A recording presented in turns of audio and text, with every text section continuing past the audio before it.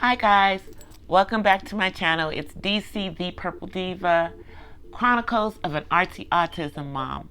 Before I go on, if you would please subscribe to my channel right there and like this video right there. If you want to get me on other social media, on Instagram and on Snapchat, it is DC the Purple Diva. On Twitter and on Periscope, it is The Purple Diva DC, and you can also find me on Facebook where I am DC The Purple Divas Chronicles of an Artsy Autism Mom is my Facebook page. So this is part 2 of my video on medications and other treatments for autism.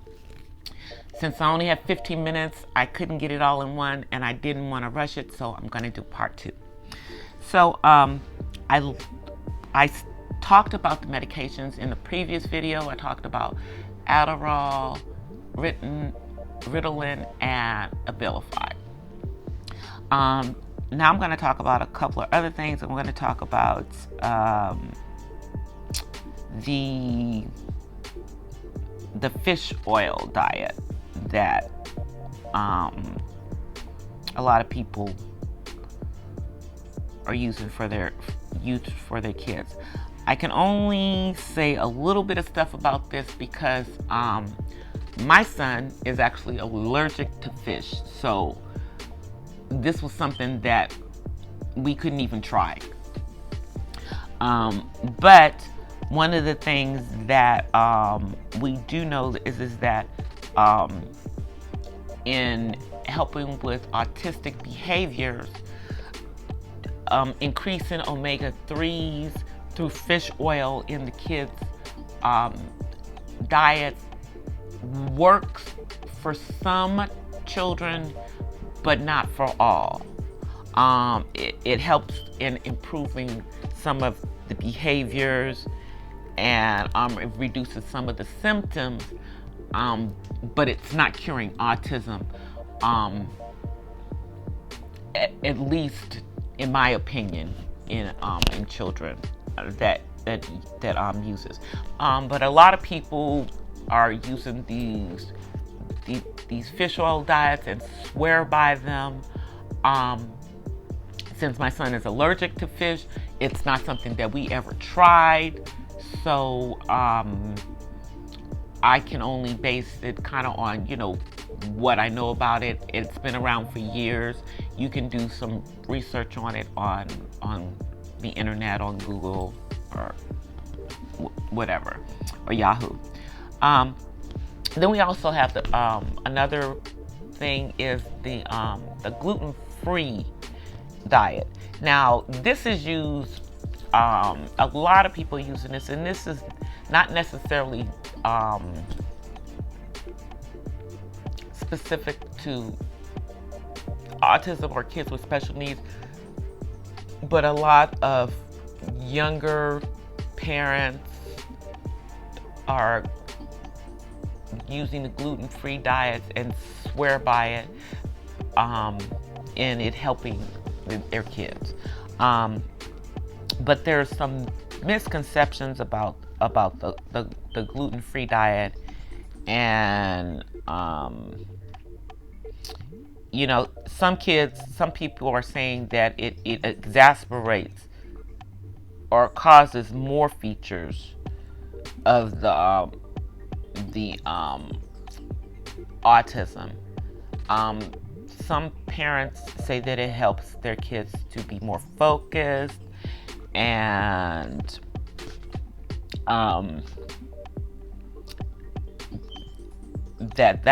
that's what it is. But honestly, it may be a lot of the kids that are on these gluten-free diets, sometimes they're already picky eaters. My son is not a picky eater. He didn't have any issues with the taste or the way food felt. He loves food.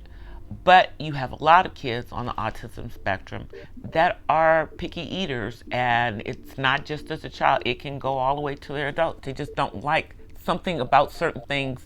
It's just they don't like the way it tastes, it feels in their mouth, the way it looks on the plate. You know, I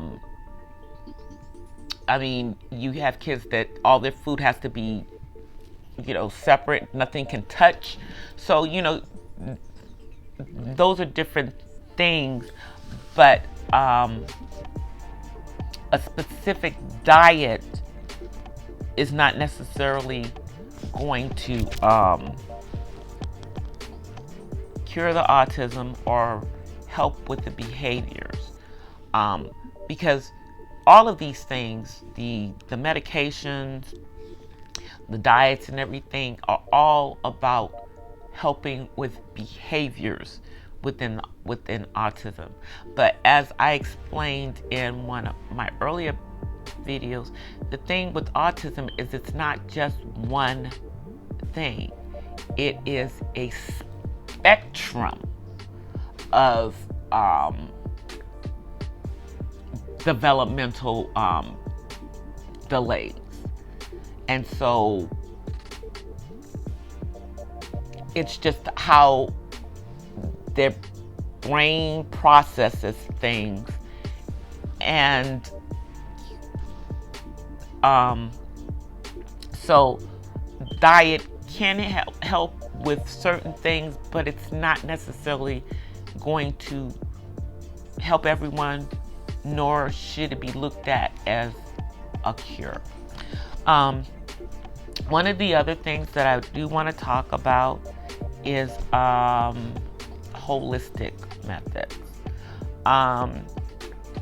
There are a lot like vitamin deficiencies that our kids may have. People look into doing detoxes of the metals, because we know that there's a lot of metals in the water, and therefore, and we may have a lot more metals in our bodies. But the jury's still out on that, as to whether that really helps with all kids. But it is something that people look at. Guys, you know me and my tea, and I'm literally doing this back to back from the last video. Then you have dietary things that you should probably be looking at, because as I said, a lot of kids on the autism spectrum, or some children on the autism spectrum, are picky eaters, and the eating habits don't stop as a child. So we, with any person, we all need to be taking some type of vitamin supplements. But you want to make sure that if you're giving them the vitamins, first of all, that you're not giving them too much of a vitamin, because you can give people have too much of certain vitamins. Like in the B family, you have to be careful in how much niacin you take in the pure form versus in food. You can also, they also have vitamin B shots that you can get that also help with calming of your nerves, because if you are stressed out, or you get stressed, your body literally will burn out all of your B, and that has to be replenished through either eating and or vitamins. And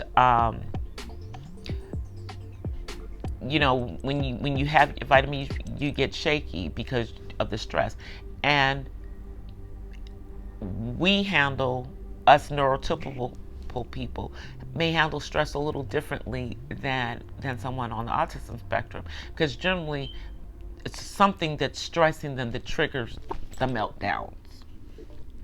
So there are holistic methods through vitamins, and I encourage, if you're going to look at holistic methods, to work with a holistic doctor.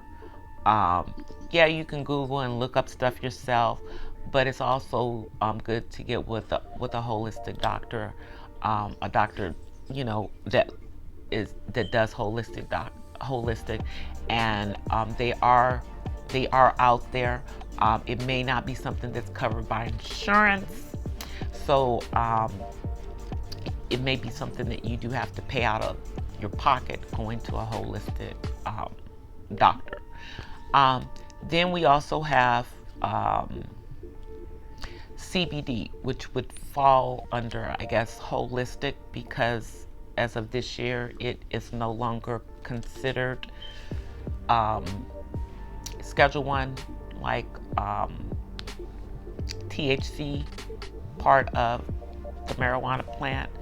I know that people that have children who have seizures, epilepsy, swear by the CBD oil. And I do know that there are some uses that people are starting to use now that it's 100% legal, for people on the autism spectrum. Now that my son is an adult, it's something I may consider. I'm going to discuss it with his doctor, obviously. But if I were to deal with that, I'm not talking about the flower. I'm talking about like the oil, or the gummy bears, or the edible stuff that's THC free and has been lab tested. Obviously, so I wouldn't,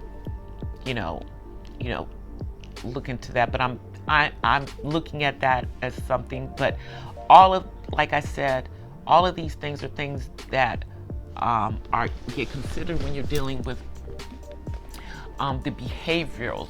I'm not really a pro-medication person, pharmaceuticals, just because those are really, really hard drugs, in my opinion. And they were originally for other things other than autism and the behaviors that come with autism. And if all you're dealing with is someone who has autism, it's hard for me to give them something that's meant for somebody who is bipolar. Now, granted, my son was part of a clinical trial, and we saw it, but then when I saw the side effects, thankfully they weren't the major side effect, decided that was not the method that we were going to use.